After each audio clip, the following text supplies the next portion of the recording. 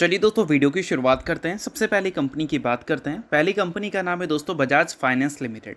But इसको discuss करने से पहले अगर आपने अभी तक चैनल को सब्सक्राइब नहीं किया है तो चैनल को सब्सक्राइब करके बेल आइकन को प्रेस कर लो ताकि आने वाली जितने भी वीडियोज़ हैं उसका नोटिफिकेशन आपको सबसे पहले मिल सके। और एक डिस्क्लेमर भी है, जो भी न्यूज़ एंड अपडेट्स हम लोग कवर करेंगे वो सारी एजुकेशन पर्पज़ के लिए है, सीखने के लिए है। तो इसको किसी भी तरह का इन्वेस्टमेंट एडवाइस मत समझना, आप खुद से भी रिसर्च और एनालिसिस कर सकते हैं। तो चलिए दोस्तों वीडियो की शुरुआत करते हैं। सबसे पहले बात करते हैं बजाज फाइनेंस से रिलेटेड कुछ इंपॉर्टेंट न्यूज़ एंड अपडेट्स के बारे में। दोस्तों आज के दिन की बात करें तो बजाज फाइनेंस की परफॉर्मेंस हमें काफ़ी ज़्यादा कमाल की दिख रही थी। अब इसका सबसे बड़ा कारण है कंपनी का बिजनेस अपडेट्स, और इस वजह से बजाज फाइनेंस आज के दिन पूरे बाजार में काफ़ी ज़्यादा हाईलाइटेड भी थी। तो सभी कुछ इस वीडियो में समझेंगे। सबसे पहले न्यूज़ की ही बात करते हैं। तो बजाज फाइनेंस की तरफ से स्टेटमेंट दिखा है कि आरबीआई के एक मूव की वजह से बजाज फाइनेंस बेनिफिट गेन कर रही है, और ब्रोकरेज हाउस ने कंपनी के बिजनेस अपडेट को देखकर 19% अपसाइड पोटेंशियल भी दिखाया है। सभी कुछ समझेंगे। सबसे पहले आरबीआई की बात कर लेते हैं। तो आरबीआई ने बोल सकते हैं एक सपोर्टिव एक्शंस क्रिएट किया है एनबीएफसीज के लिए, सिर्फ बजाज फाइनेंस के लिए नहीं, एनबीएफसीज की बात हो रही है, यानी कि एनबीएफसी सेक्टर में जो भी कंपनीज हैं सबके लिए। अब क्या है भाई, इंटरेस्ट रेट को कम कर दिया है ताकि लिक्विडिटी सपोर्ट मिले। उसके अलावा relaxation in risk wait for NBFCs lending, और साथ में बेटर फंडिंग इन्वायरमेंट्स क्रिएट की गई हैं नॉन बैंकिंग फर्म्स के लिए, लाइक एनबीएफसीज के लिए। और ये सारी चीज़ें एक पॉजिटिव पॉइंट रही हैं एनबीएफसीज के लिए, और इस वजह से बजाज फाइनेंस को बेनिफिट हो रहा है। और वो बेनिफिट कंपनी के बिजनेस अपडेट्स में कैसा दिख रहा है, तो चलो वो देख लेते हैं। अब दोस्तों वीडियो में आगे बढ़ने से पहले बात कर लेते हैं सेबी रजिस्टर्ड टेलीग्राम चैनल के बारे में, जिसको आप ज्वाइन कर लो। लिंक इसका डिस्क्रिप्शन में दिख जाएगा। ज्वाइन करने का सबसे बड़ा बेनिफिट ये है कि जिस हिसाब से मार्केट में अप्स एंड डाउन दिख रहा है, ऐसे टाइम पे हर दूसरी कंपनी के एनालिसिस बहुत ज़्यादा इंपॉर्टेंट है। तो यहाँ पर आपको सभी कंपनी के टेक्निकल्स को एनालिसिस कर अपडेट होता हुआ देखने को मिल जाता है, जो कि हर किसी के लिए काफ़ी ज़्यादा यूज़फुल है। और इसके लिए आप चैनल को ज्वाइन कर फ्री में आप चेकआउट भी कर सकते हैं इन कंपनी के प्रॉपर टेक्निकल्स, जिससे आपको आइडिया लगेगा कि अभी इन कंपनी में क्या चल रहा है। तो without wasting any time, link description में है, लिंक की तरफ जाकर चैनल को फ्री में ज्वाइन कर लो। तो बिजनेस अपडेट में सबसे पहले एसेट अंडर मैनेजमेंट की बात करें तो वो इस बार हमें 24% से ग्रो करती हुई नजर आई है ईयर ऑन ईयर बेसिस पे। 5.4 लाख करोड़ का एसेट अंडर मैनेजमेंट कंपनी ने Q1 के एंड तक रिपोर्ट किया है। और एसेट अंडर मैनेजमेंट अगर फर्स्ट क्वार्टर की बात करें तो 36,900 करोड़ से हमें इंक्रीज होता हुआ दिखा है। और साथ में डिपॉजिट बुक्स की अगर हम बात करें दोस्तों, तो 68,500 करोड़ का डिपॉजिट बुक्स भी कंपनी ने रिपोर्ट किया है पहले क्वार्टर में। और कस्टमर फ्रेंचाइजी की बात करें तो 124.43 मिलियन हमें दिख रहे हैं Q1 के एंड तक। और इसी को अगर हम पिछले साल के Q1 से कंपेयर करें तो वहाँ पर 106.51 मिलियन थे। और बजाज फाइनेंस ने 5.10 मिलियन कस्टमर्स ऐड किया है Q1 में। और न्यू लोन्स की अगर हम बात करें तो इसमें ईयर ऑन ईयर बेसिस पे हमें 20% की ग्रोथ देखने को मिल रही है। 16.13 मिलियन न्यू लोन्स कंपनी ने बुक किया है, जो कि पिछले बार 13.49 मिलियन ही थे। और 20% की ग्रोथ यहाँ पर भी दिख रही है।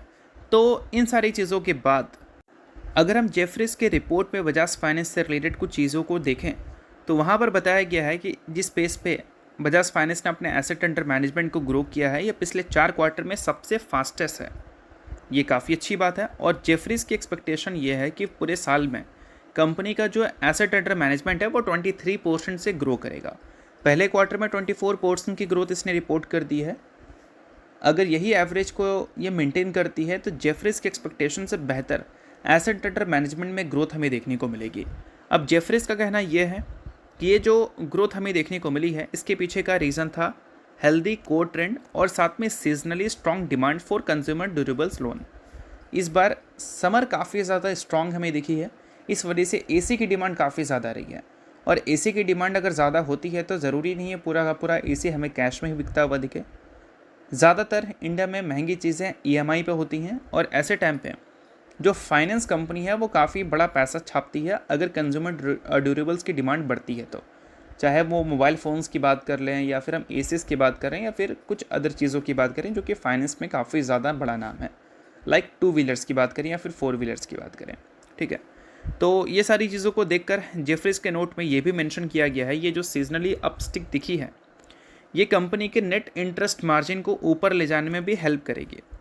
और नेट इंटरेस्ट मार्जिन को अगर ये ऊपर ले जाती है तो एक चीज़ अच्छा होगा कि बजाज फाइनेंस के जो रेवेन्यू है और जो प्रॉफिट है वो ग्रोथ पहले के मुकाबले बेहतर करते हुए नज़र आ सकते हैं।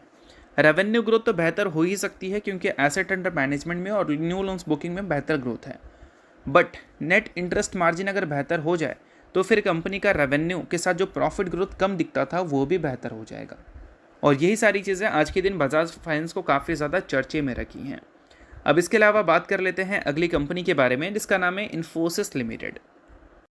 आज के दिन की बात करें तो इन्फोसिस की परफॉर्मेंस थोड़ी अच्छी ही हमें रहती हुई दिखी थी, 0.7% के आसपास की तेज़ी दिखी, but last trading session Infosys ADR में 4.79% की तेज़ी हमें देखने को मिला।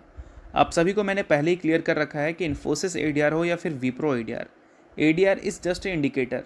ऐसा नहीं है कि एडीआर की परफॉर्मेंस अगर ज़बरदस्त होगी तो हमारी इन्फोसिस की भी परफॉर्मेंस ज़बरदस्त होगी।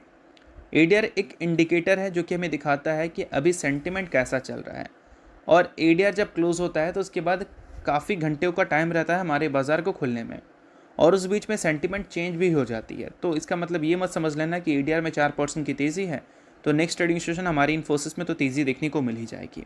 ये कभी भी गलती मत करना, ठीक है।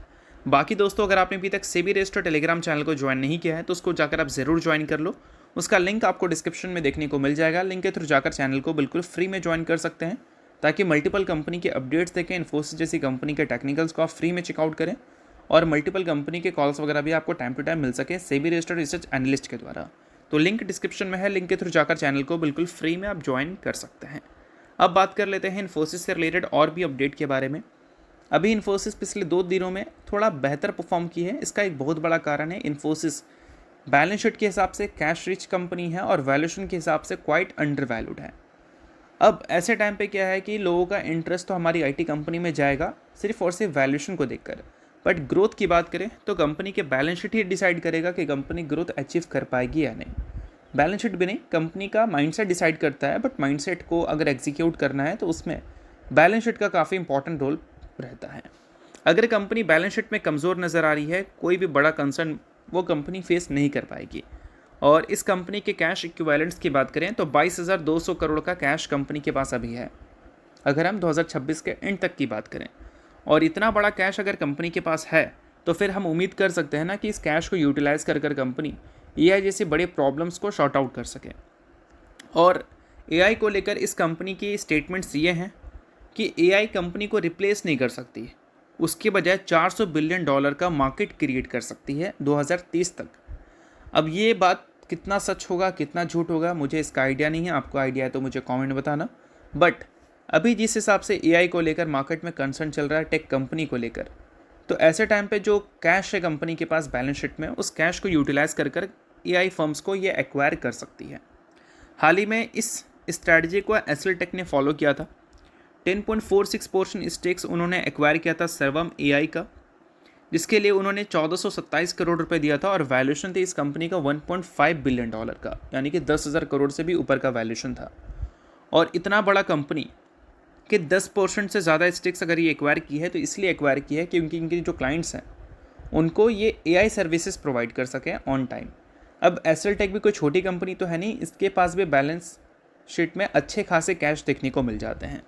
अब एसएल टेक ये स्ट्रैटेजी फॉलो कर रही है तो हो सकता है कि आगे चलकर हमारी इन्फोसिस, टीसिस, विप्रो जैसी कंपनीज भी ये स्ट्रैटेजी फॉलो करती हुई नज़र आ जाए।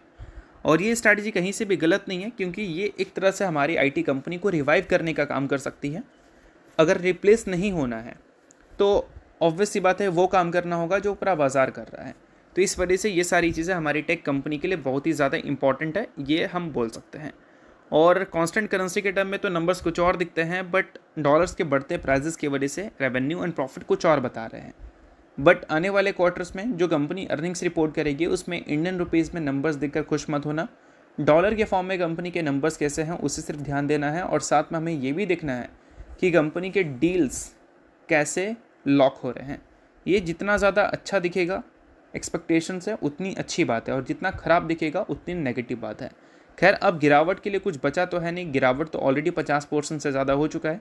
अब मार्केट यहाँ पर भी क्या देखते हैं, मल्टीपल फैक्टर्स को प्राइस्ड इन करती है या फिर मैक्सिमम चीज़ें प्राइस्ड इन हो चुकी हैं, वो देखना सिर्फ इंटरेस्टिंग है। तो आप ये सारी चीज़ें इन्फोसिस में टाइम टू टाइम देखते रहना, और सिर्फ इन्फोसिस में ही नहीं बाकी की टेक कंपनी में भी देखते रहना। अब नेक्स्ट कंपनी की बात करें तो नेक्स्ट कंपनी है कृष्णा फोर्स कैंप। हाल ही में दोस्तों इस कंपनी ने 1:5 के रेशियो में स्प्लिट अनाउंस किया था, इसमें ये कंपनी ने एक शेयर के बदले अपने इन्वेस्टर्स को 5 इक्विटी शेयर देने का फैसला किया था। सो अगर आप इस कंपनी के इन्वेस्टर हैं तो इस न्यूज़ को आप नोट कर सकते हैं, इन्वेस्टर नहीं आप इग्नोर कर सकते हैं। न्यूज़ 30 पर जैसे मैंने बता दिया, बाकी ये किसी भी तरह का रिकमेंडेशन नहीं है। तो होप करता हूँ ये वीडियो आपको अच्छा लगा होगा और लाइक कीजिए, पहली बार सब्सक्राइब कीजिए। वीडियो निकले बहुत बहुत शुक्रिया।